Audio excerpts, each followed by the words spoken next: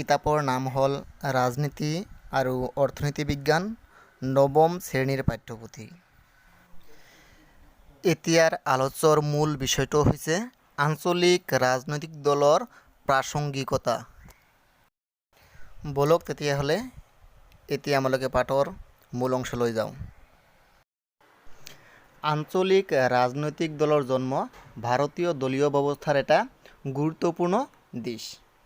৬০ৰ দশকত ভাৰতৰ প্ৰথম আঞ্চলিক ৰাজনৈতিক দলৰ নাম আছিল DMK। তেনেহ'লে ৬০ৰ দশকৰ প্ৰথম আঞ্চলিক দলৰ নাম কি আছিল?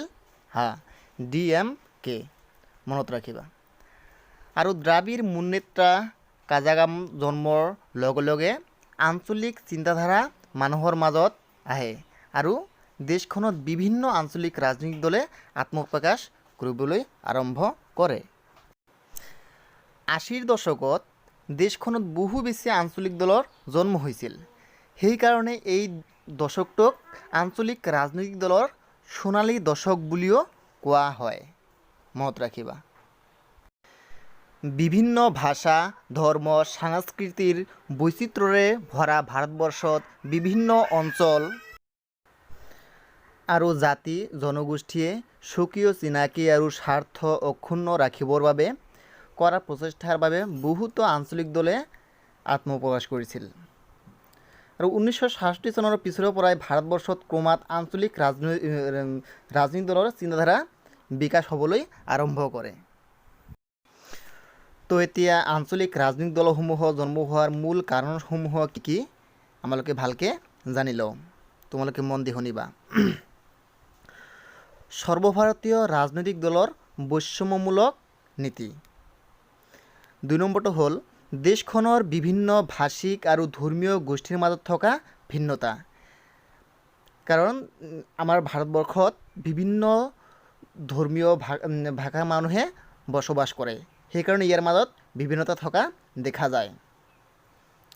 সংখ্যালঘুসকলৰ মাজত থকা নিৰাপত্তাহীনতাৰ অভাৱ।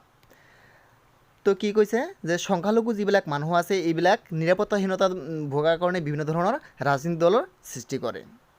কেন্দ্ৰীয় চৰকাৰৰ অধিক কেন্দ্ৰীয়কৰণ প্ৰৱণতা আৰু ৰাজ্যিক সম্পদসমূহৰ ওপৰত অধিক কৰ্তৃত্ব লাভৰ প্ৰচেষ্টা।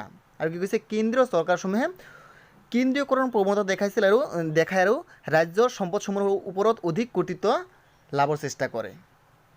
তাৰপিছত হ'ল সকলো ৰাজ্যৰ ক্ষেত্ৰত কেন্দ্ৰীয় চৰকাৰৰ সমদৃষ্টিৰ অভাৱ।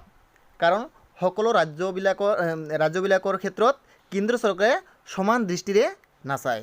সেইকাৰণে বিভিন্ন ধৰণৰ আঞ্চলিক ৰাজনৈতিক দলৰ জন্ম হয়। ৰাষ্ট্ৰীয় দলৰ বা কেন্দ্ৰীয় চৰকাৰৰ ৰাজ্যিক নেতাৰ দুৰ্বলতা আদি। তো এই পইণ্টবিলাক ভালকৈ পঢ়িবা। বৰ্তমান ভাৰতবৰ্ষত থকা উল্লেখযোগ্য আঞ্চলিক দলবিলাক হ'ল DMK, AIADMK, এইবিলাক হ'ল তামিলনাডুৰ আঞ্চলিক ৰাজনৈতিক দল। আকালি দল হ'ল পাঞ্জাৱৰ, তেলেগু দেশম অন্ধ্ৰপ্ৰদেশ, নেশ্যনেল কনফাৰেন্স জম্মু কাশ্মীৰ, অসম গণ পৰিষদ হ'ল অসমৰ আঞ্চলিক ৰাজনৈতিক দল, মিজো নেশ্যনেল ফ্ৰণ্ট মিজোৰামৰ আঞ্চলিক ৰাজনৈতিক দল, শিৱসেনা মহাৰাষ্ট্ৰৰ আঞ্চলিক ৰাজনৈতিক দল, নাগালেণ্ড পিপলছ কনফাৰেন্স নাগালেণ্ডৰ, ঝাৰখণ্ড মুক্তি মৰ্চা ঝাৰখণ্ড আদি। তো এইবিলাক কি হ'ল? এইবিলাক হ'ল আঞ্চলিক ৰাজনৈতিক দল।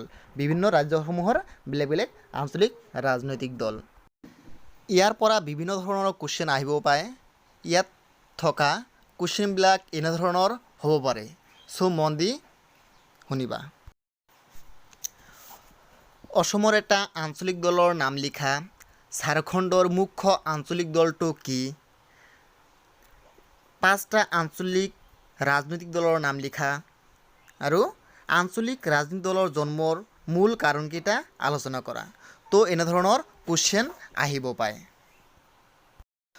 তো এই কুৱেশ্যনবিলাকৰ যদি এনচাৰ লাগে তেনেহ'লে মোৰ কমেণ্ট বক্সত জনাই দিব। আৰু ভিডিঅ'টো লাইক, শ্বেয়াৰ আৰু ছাবস্ক্ৰাইব কৰিবলৈ নাপাহৰিব। ধন্যবাদ।